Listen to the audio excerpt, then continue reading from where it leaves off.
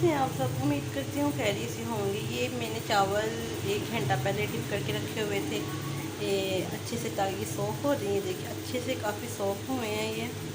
और साथ ही साथ मैंने लिया है यहाँ पे मेवा, 2 इलायची, बादाम, खोपरे का 1 टुकड़ा और चीनी। और इस तरफ हो रहा है मेरा दूध पक रहा है। और अब इसमें मैं डाल दूँगी ये चावल को बॉईल आना शुरू हो गया, तो साथ ही साथ इसमें मैंने डाल दी हैं चावल। मैं आपको दिखाती हूँ अगर तो चम्मच में आ गए तो। ये देखिए मैं चावल डाल दी हूँ और इसको अब अच्छे से पकाएंगे।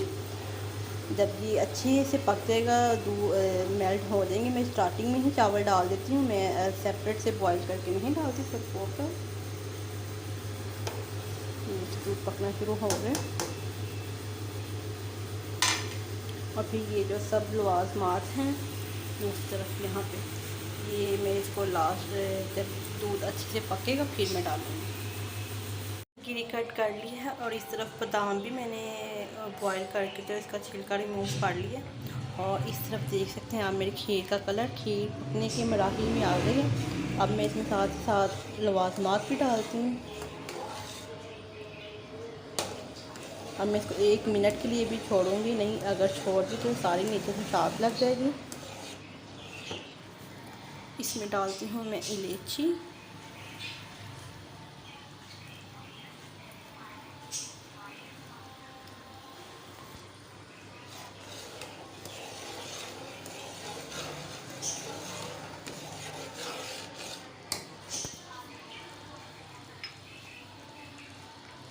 और साथ ही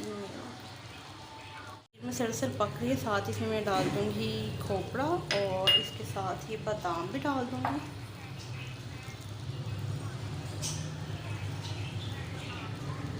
और अभी थोड़ी देर के बाद मैं डालूँगी चीनी। और ये थोड़े से बादाम मैंने ऊपर गार्निश के लिए रखे हैं। अभी जस्ट थोड़ी देर इसको मैं और पकाती हूँ।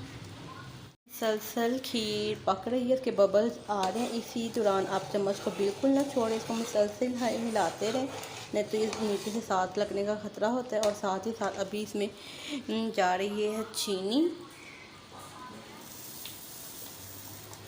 अगर चीनी कम होगी तो मैं थोड़ी सी और डाल दूँगी।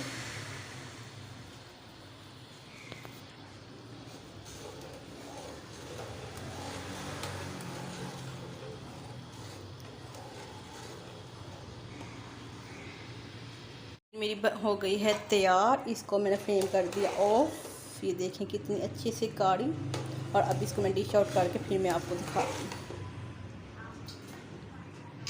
हमने डिश आउट कर दिया। ये है मेरी हमारी खीर की फ़ाइनल लुक। अगर आपको हमारी रेसिपी ज़रा सी अच्छी लगती है तो हमें लाइक करें, शेयर करें, सब्सक्राइब करें।